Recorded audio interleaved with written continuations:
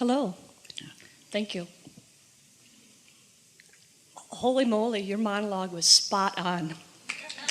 I traveled here with two friends who are here for the very first time. We had a delightful discussion last night about how they're frustrated because they've launched these rockets of desire and it's not manifesting yet. And so I was trying to tell them to be patient, enjoy the ride, it'll happen, get in the receptive mode. Before you go further, we want to say something to you. We really like the way that your conversation unfolded here. It's not manifesting yet. Those were your words. And we want to just remind you that manifesting means you're translating it from a vibration into something that is tangible. So rather than saying it's not manifesting yet, it's better if you say, I'm not in the mode where I can see it coming. And the reason you can't see it coming is because you're looking through beliefs that blind you. And even though there is evidence of its coming, in other words, if you were on the highway and you were going somewhere, let's say you're going to drive 1,000 miles from here to there, and most of the time during this journey you're not there, but you're also not discouraged because you can witness yourself getting closer. And that's what we want you to begin to understand about this manifesting business. We want you to witness yourself getting closer so that you realize that you're closing in on it. It's getting closer and closer and closer to that full manifestation where you can use your eyes and ears and so forth to completely acknowledge its existence. And so it hasn't manifested yet is never true. But what is true is I'm blind to its obvious unfolding because I'm on a vibrational wavelength that keeps me from recognizing it. And because I'm a stubborn human, I want to see the full see it, hear it, smell it, taste it, touch it version of it before I will even admit I'm on the way to it. And that's what we wish for you to stop doing. When your dog can hear things that you can't hear, do you say, stop it, you little faker? Or do you acknowledge that your dog really can hear something you can't hear? And so we're not here to sharpen your hearing. We're here to sharpen your awareness of, but it takes a little bit of understanding of how the laws of the universe work. You have to begin to use another sense rather than seeing it or hearing it or smelling it or tasting it or touching it.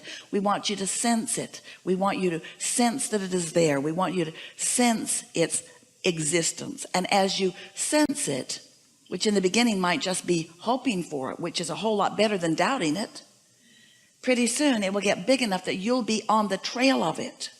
Esther remembers watching this magnificent dog. Oh, such a hound dog. And his parents threw an object, it was a football, off into some very dense woods.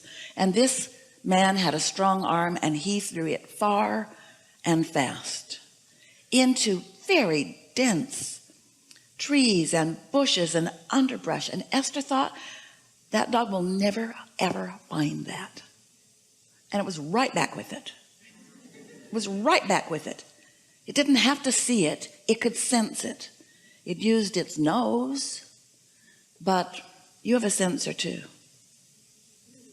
It's interesting because my friends, and I love them dearly, Nora's going to be a published author someday, but she's frustrated because the book isn't published yet.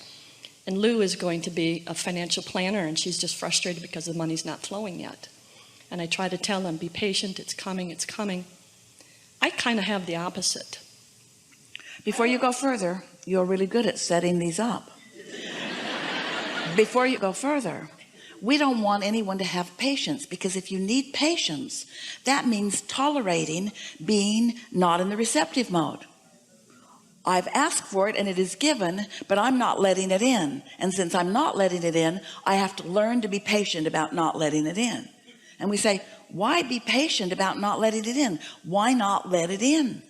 And you say, because we can't see it. And we say, well, just look a little more. Look more carefully for it. We talked about the corn growing analogy, and you've mentioned it before. You plant the seed and you don't stand over it and say, where's my corn?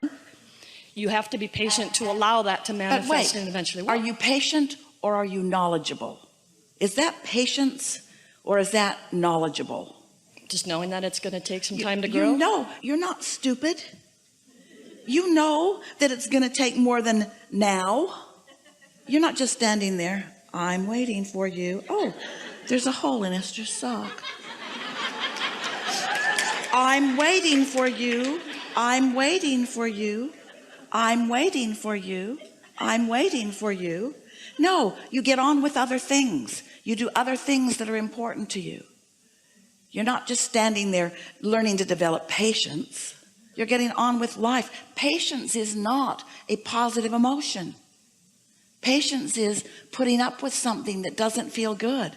And if you're working hard to develop patience, then you're sort of working in the wrong direction. We don't want you to be patient. We want you to be optimistic, and we want you to be eager, and we want you to feel good. But sometimes you want to focus upon things that are already here rather than standing in a yearning stance waiting for something that isn't here to get here. Or you want to sense its existence even before you can see it and hear it and smell it and taste it and touch it. And that's not patience. That's acknowledgement. That's knowledge. Very good. That's a now, way. First, I want to say thank you. My real question is about indecision. You can feel like something could benefit. All indecision means is that you haven't stayed focused on something long enough for the momentum to be noticeable. Indecision's about this way, this way, this way, this way, this way, this way, this way, this way. And therefore it's also about not being tuned to how you feel, being willing to think pros, cons, pluses, minuses, yes, no. So you just sort of numb yourself out so you don't feel clarity. In fact, we're going to give you something here that's a little twist on anything that you thought you might get here. So just enjoy this, because this will take you to a new place of understanding, and it sort of takes off of what we were talking about just now. Let's say that you're thinking about maybe something that you really don't want, and then you're thinking about something that you do want. And by thinking about both of them, the do want is clearer and the don't want is clearer too. And without both of them, neither one of them could become clearer. Does that make sense to you? And so let's say that you're thinking about the don't want and you're thinking about the do want. And so both of them are getting clearer. And now you're thinking about the don't want and you're thinking about the do want. So they're both getting clearer and clearer and clearer and clearer and clearer. You're really defining what you want. You're really adding to this vortex. And then, amazing, you stop thinking for a moment. Maybe you meditate, maybe you're just basking, you stumble somehow, or maybe you do it on purpose. You get into the receptive mode where you now are in a position that you can begin receiving the unfolding of all of these things that you want. And if you are a wise being, you would bless everything that you didn't want for the now receiving of everything that you do want, because without both, you wouldn't have clarity. So what we're just said to you is indecision leads to clarity. Doesn't it? Yes. So isn't it time to stop beating up on yourself? Sometimes we think that we think about you this. You think that what we're trying to get you to do is never have a negative thought and only have positive thoughts. Well, that isn't what we're talking about. You came into contrast. We want you to let the contrast serve you. Just don't get carried away with it. We want you to think. We just don't want you to only think. We want you to listen to us sometimes too. We want you to think. That's how you decipher and define and decide and choose and build your vortex. But then there comes a point where you can stop thinking because you've built it big enough, and you can just start receiving the benefits of what you have thought into being. Interesting, isn't it? Mm-hmm. But most humans are so worried. They think that they need to think all the time that they just keep causing the question to get bigger and bigger and bigger and bigger and bigger and bigger and bigger, and they feel themselves more frustrated and more frustrated because they don't allow the answer. And then finally, when they do allow the answer, then they don't allow it for very long because they beat upon themselves for not allowing it sooner. And we say, just chill out. Just let life present itself to you, and you choose among the life that is presented to you what you prefer, and then just do your best of focusing in the direction of what feels best. So do you think that one thing can lead, well, I guess a plan B can lead to a plan A?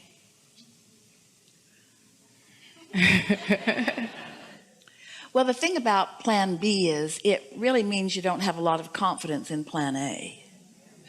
So there's a little resistance mixed in there, but there's a whole lot of fun in plan B and plan C, and it's all good. It's all good. As long as you're enjoying it, as long as it's calling you. That's the thing that we're really encouraging, is that can you feel the difference between being inspired to something and being motivated to do it? Esther's been asking the question every single day. When an impulse or an idea comes to her, first she will sort of let it settle in and try to identify how strong it feels. And then she will ask a very important question of herself. From what receptive mode did this thought come? Because if she's lonely, or if she's angry about something and an idea comes, then it may not be the best thing to start acting on. In other words, it's just more of the contrast that's causing the question to be greater. But if she knows she was meditating when it came, or she knows that she was blissful, walking or enjoying something when it came, then she can know that was a receiving mode thought, and it's good to just follow that good feeling thought out. Can you hear the distinction? Yeah. Here's some more then.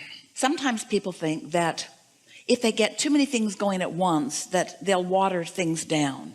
They think that they're too fragmented, or that they're not focused enough. You see, when you get into the receiving mode, you're going to start receiving a whole lot of thoughts on a whole lot of subjects. And that's not scattered. That's clarity toward the direction of everything that you want. Because after all, everything you want is for the reason that you want to feel better in the having of it. So shouldn't all things that are in your vortex be unfolding in your experience systematically and regularly? And don't you want to be in on the ideas of them as they come?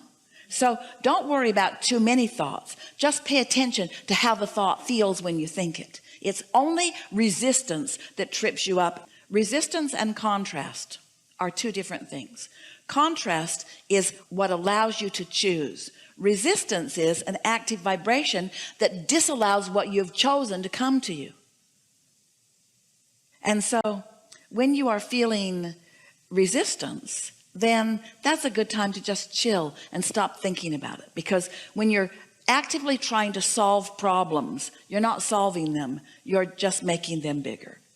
But that's not such a bad thing, because when you make a problem bigger, you make a solution bigger. But you got to get in the receptive mode to receive the solution. So if you're just making your problems bigger and bigger and bigger and bigger, you can be having a pretty unpleasant time. But then when you get in the mode of receiving, then you can have really a lot of fun, as so many things get solved all at once.